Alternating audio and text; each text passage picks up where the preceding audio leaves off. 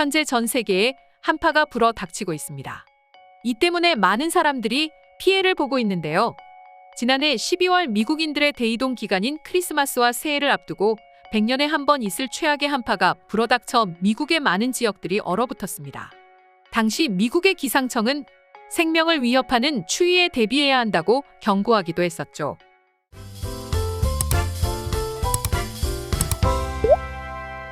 그리고 곧장 북극 한파가 미국 북부와 중부 지방을 거쳐 상당수주들을 덮치면서 기온이 급강하하고 강풍과 눈보라가 몰아닥쳤었죠.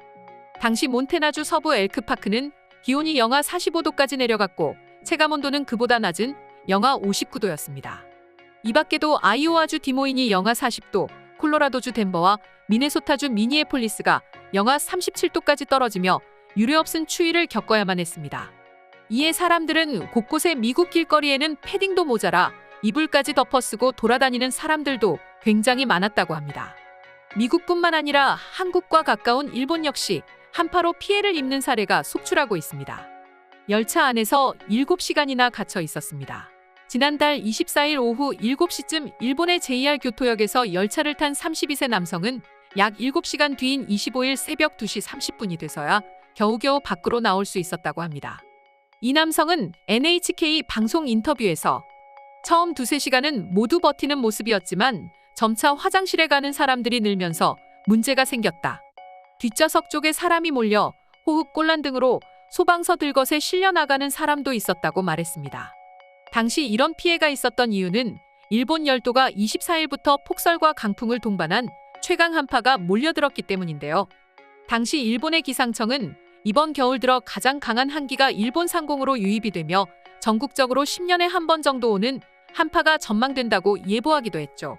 그리고 이런 이상기후는 유럽마저도 집어삼켜버렸습니다.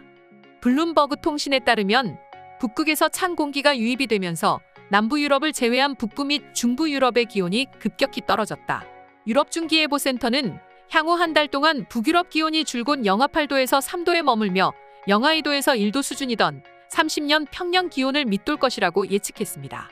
제라글로벌마켓의 조너선 웨스트바이 LNH 부문 수석 부회장은 추위가 다가오고 있다고 전했고 독일 가스네트워크를 관리하는 클라우스 밀러 연방 네트워크 청장은 TV방송과의 인터뷰를 통해서 겨울이 길어질 수 있다는 점을 모두 명심해야 한다고 경고하기도 했습니다.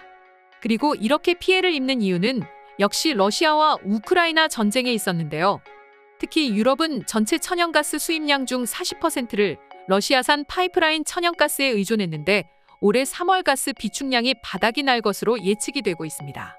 이렇게 가스 수급 위기는 가스비 폭등으로 난방 등이 어려워지는 것은 물론이고 생산원가 상승으로 다른 생필품 물가까지 함께 오르며 인플레이션을 자극했습니다.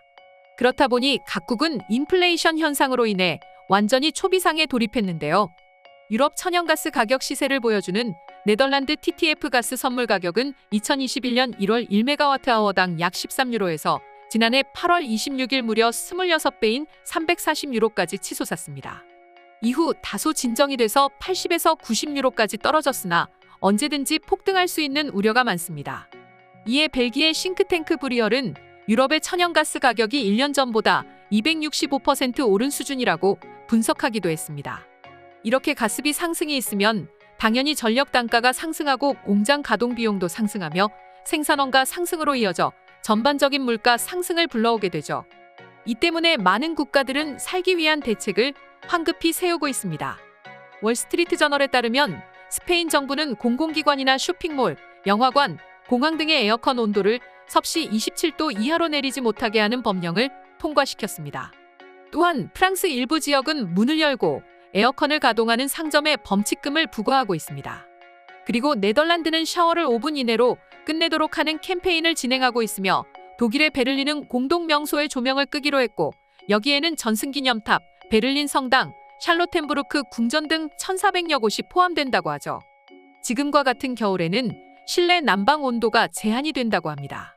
독일 일간 쥐트도이체 차이퉁에 따르면 로베르트 하베크 독일 부총리 겸 경제기후보호부 장관은 에너지안전법에 따라 공공건물의 난방 온도를 최고 19도로 제한하는 명령을 발동할 것이라고 말했습니다. 스페인, 이탈리아 역시 비슷한 상황이라죠. 월스트리트 저널에 따르면 스페인은 정부 법령에 따라서 대중교통과 상점, 사무실, 극장 등에서의 난방 온도를 섭씨 18도로 제한했다.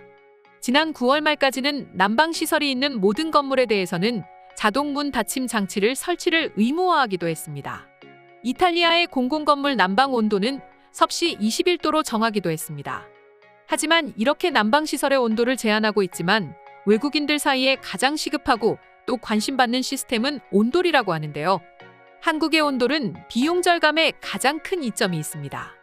특히 일본, 미국, 유럽 등의 나라에서 온열 방식 대부분은 온풍기를 이용한 방식이기 때문에 이 역시 에너지 소비가 크고 그에 따른 비용이 상당히 많이 듭니다. 아무리 온도를 제한한다 하더라도 말이죠. 하지만 온돌의 경우 특히 현대식 온돌 시스템은 복사열만 전달받음으로 공기의 대류를 이용하는 기존 방식보다 쾌적하며 8에서 10%의 에너지 절감이 가능하죠. 이 때문에 많은 국가가 한국의 온돌 시스템을 도입해야 한다고 말하고 있습니다.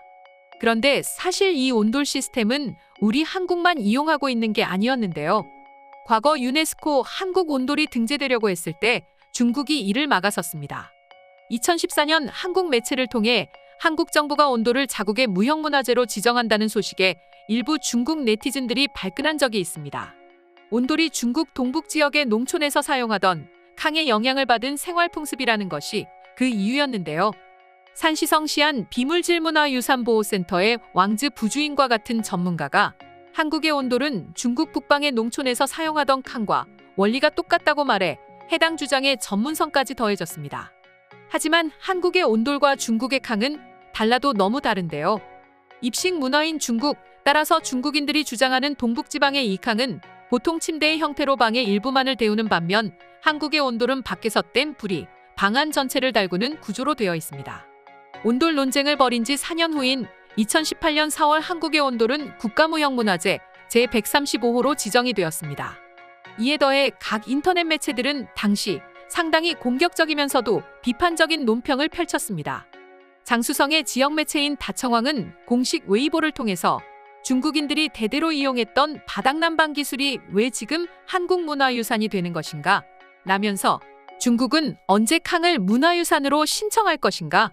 라고 다그치기까지 했습니다.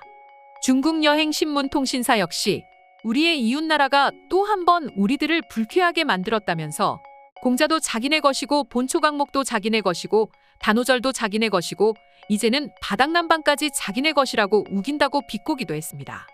또한 광둥제경대학의 공청단위원회는 중국의 면전에서 바닥난방을 세계문화유산으로 등재하려고 한다면서 불쾌감을 드러냈습니다. 한마디로 한국이 중국의 온도를 따라한 것이라고 주장하고 있는 것입니다. 하지만 사람들은 이를 전혀 믿지 않았죠. 특히 평창올림픽 이후 점점 더 큰 사랑을 받았습니다. 평창올림픽, 동계올림픽에 참가했던 선수들이 한국 온돌의 매력에 빠져서 헤어나오지 못했습니다. 캐나다 쇼트트랙 선수 샤를 아물랭은 당시 자신의 인스타그램 스토리를 통해 숙소 생활을 공개했는데요. 캐나다 선수들은 맨발의 파자마 차림으로 온돌의 매력을 제대로 즐겼습니다. 뜨끈한 바닥이 좋았던 선수들은 일어날 생각은커녕 몸이 녹아내린 듯한 모습을 보여 폭소를 자아내기도 했었죠. 선수들뿐만 아니라 토마스 바흐 IOC 위원장 또한 한국식 보일러 문화를 적용한 평창 숙소 시설에 감탄했었죠. 비단 온돌만 주목되는 것도 아닙니다. 물론 최근 해외 각국에서 이 온돌을 수입하고자 동분서주하지만 여전히 한국만큼 기술자가 많지도 않고 그렇다 보니 설치하는데 비용이 비싸 함부로 설치하는 것이 거의 불가능에 가깝다죠. 때문에 외국인들 사이에서는 본인들이 사용하고 있던 온풍기를 대신하기 위한 온수매트 및 전기장판 같은 제품들이 큰 인기를 얻고 있다고 하는데요. 아마존이나 이베이 등에서 온수매트나 전기장판을 보게 되면 수많은 제품이 있고 대부분의 제품에는 수백 개의 댓글이 달려 있습니다. 적게는 1, 20개, 또 많게는 2, 300개가 달려 있고 댓글 반응은 대부분이 만족한다였습니다. 이처럼 현재 한국의 온돌 및 온수매트 등 여러 제품들이 전 세계적으로 큰 인기를 얻고 있는데요. 하지만 역시 중국이 갑자기 끼어들어 이것도 자신들 것이라고 우기고 있는 상황인데 이에 대해 외국인들은 어떤 반응을 보이고 있는지 자세히 살펴보도록 하겠습니다. 한국의 아랫목은 정말이지 역대급이라고 생각해. 너무 따뜻하고 생각보다 비용이 절감되어 결국 에너지 효율까지 갖게 된다고. 하루빨리 국가 차원에서 앞으로라도 지어지는 모든 집에 이런 온돌 시스템을 갖추게 했으면 좋겠어. 물론 앞으로 생기는 모든 집에 이런 온돌을 설치해주는 것은 당연하지만 현재 사람이 살고 있는 모든 가구에 대해 정부가 조금이라도 좋으니 지원을 해줬으면 좋겠어. 그것보다 확실한 방법은 한국과 관계를 맺고 한국의 기술자들이 세계 각국으로 파견되어 비용을 조금 저렴하게 할 수는 없는지 그 방법을 찾았으면 좋겠다. 그게 아니라면 결국은 추후의 가격은 높아지고 그건 당연하다고 보거든. 역시나 중국이 중국했구나. 결국 중국은 말도 안 되는 그런 일을 저질렀구나. 온돌에도 말이야. 한국이 참 불쌍하다는 생각이 계속 드는 건 나만 그런 게 아니겠지? 당연하지. 과거에서부터 한국은 중국으로부터 무참히 공격을 받아왔어. 하지만 한국은 항상 잘 방어했고 피해는 중국이 훨씬 더 컸어. 이 온돌 문화 공정도 역시나 마찬가지일 거야.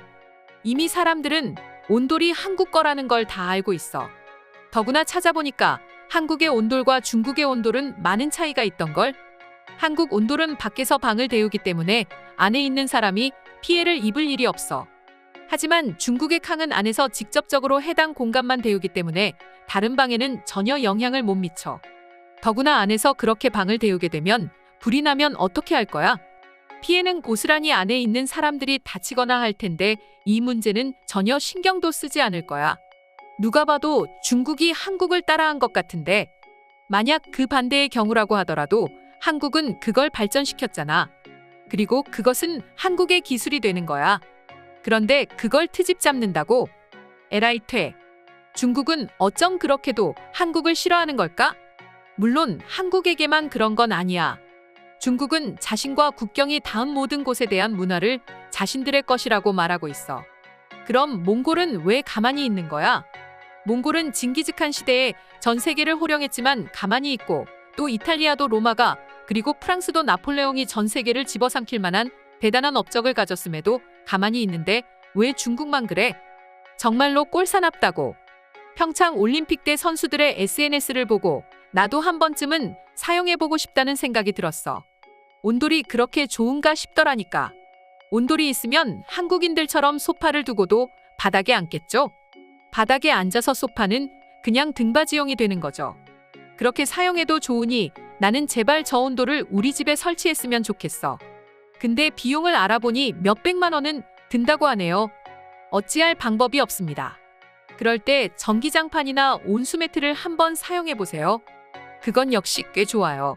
더구나 가격도 저렴하고 에너지 효율도 좋아서 비용이 많이 절감될 수 있습니다. 다만 열기가 공기를 덮을 정도는 아니기 때문에 아쉽지만 그래도 그 공간만큼은 굉장히 따뜻하다고요. 이상으로 오늘의 영상은 마칠 텐데 영상이 유익하셨다면 구독과 좋아요, 알림 설정 한 번씩 부탁드리겠습니다. 다음 영상으로 찾아오겠습니다. 감사합니다.